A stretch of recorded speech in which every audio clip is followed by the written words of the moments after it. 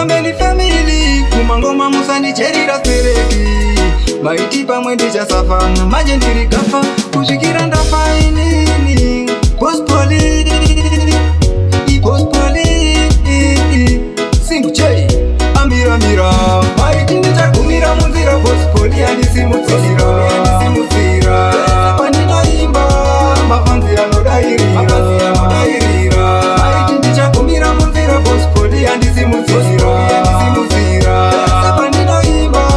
mafanzi anodairira uwaenga pana unosimuka makawanda maifara ndichitambura vamwe vacho michiumba daka gospoli yandibvisa kumadhaka zvekuti makandizvionera zvekuti makati vengatozvisirira gospoli andibatsira kumashure andichapi ndakadzokera maiti ndichagumira munzira gospoli andisimudzira pandinoimba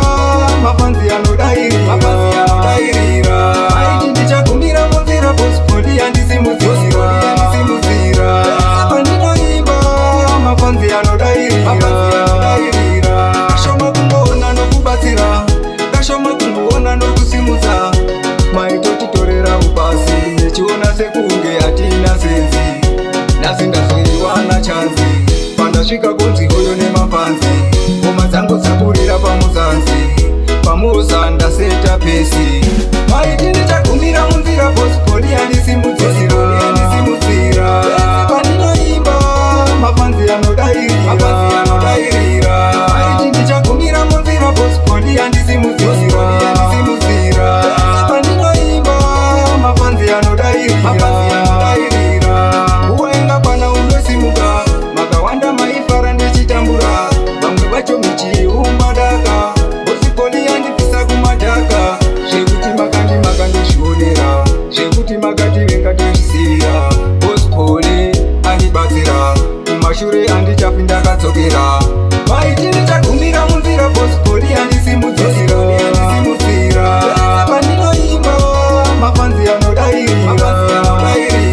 maiti ndichagumira munzira gospoli andisimudzira pandinoimba mafanzi anodairira kashoma kumboona nokubatsira kashoma kumboona nokusimudza